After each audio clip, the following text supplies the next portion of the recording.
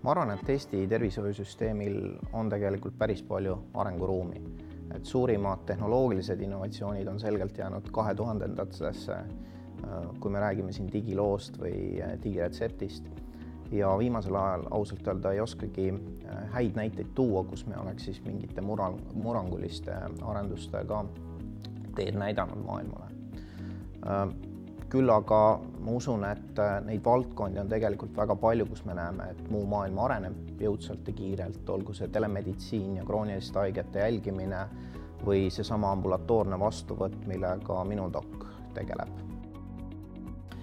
Arstiaja broneerimiseks tulete minudoc.ee kodulehele, meil on kõik sessioonid autenditud ja sellega koos annate te arstile ka loa pöörduda teie digiloo poole.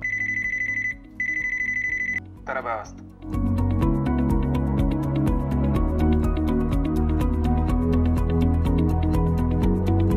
Tervishoid on üsna huvitav valdkond. Esiteks ta on väga reguleeritud ja Eesti eripära tervishoius ja tegelikult ka paljudes teistes Euroopa riikides on see, et sul on sisuliselt üks tellija.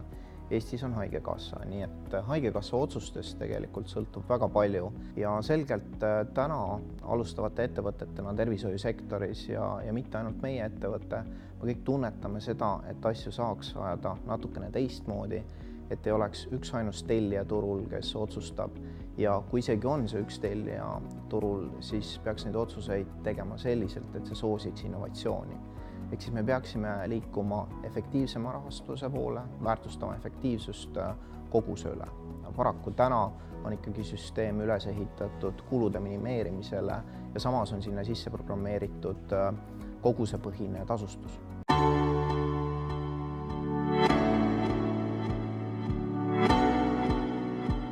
Statistika on näidanud, et esmatasandi meditsiinis ja just perearsti puudutavates küsimustes või perearsti abi puudutavates küsimustes on circa 60–70% teemasid selliseid, mida on võimalik kaugelt lahendada. Ja eks me näeme juba täna, et väga palju probleeme lahendatakse õdede poolt, pereõdede poolt üle telefoni, aga seal on ka palju probleeme. Esiteks, need on isikustamata nõuanded, teiseks, ega kõiki patsiente ja õde ei mäleta ise peast, ehk siis väga paljuski on tegu anonüümsete konsultatsioonidega. Nüüd, mida me näeme mujal maailmas, on see, et keskkonnad, mis toovad kokku isikustatud nõustamise ja arstiabi, on väga kiires arengus. Ja arusaadavalt inimesed eelistavad tegelikult aja ja mugavuse mõistes siis konsultatsiooni kaugelt tarbida. Tõepoolest, iga kord ei ole vaja lapsega perearsti juurde minna, iga kord ei ole vaja ka ise oma tervise küsimustes pöörduda nüüd füüsiliselt perearsti poole. Muidugi siia juurde tuleb öelda, et kui me pöördume digitehnoloogiate poole, siis on olemas ka täiendavad rakendused ja lahendused nagu symptom checkerid, mis aitavad inimesel juba ilma arstiabita ka paljudele kergematele küsimustele vastuse leida.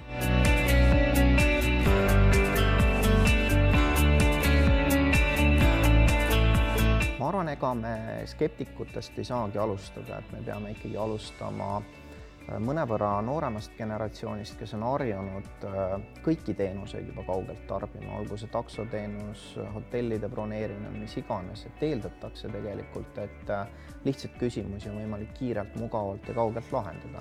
Ja nemad oleks meie esimene sihtgrupp, kellest alustada. Lisaks välismaalased Eestis, lisaks noored emad, kellel on palju lastega seotud küsimusi. See on meie primaarne sihtgrupp. Ja me usume, et kui me suudame näidata sellise teenuse efektiivsust ja mugavust kliendile, siis tulevad ka skeptikud sellega kaasa.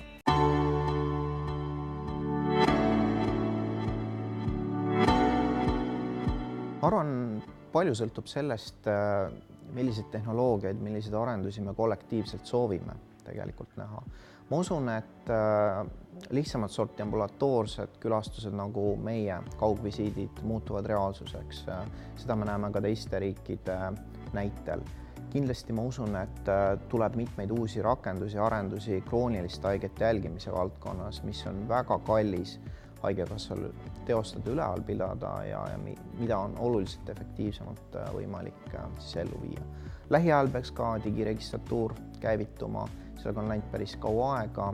seda ei saa nüüd suureks revolutsiooniks nimetada, küll aga loob see süsteemi efektiivsust kindlasti juurde.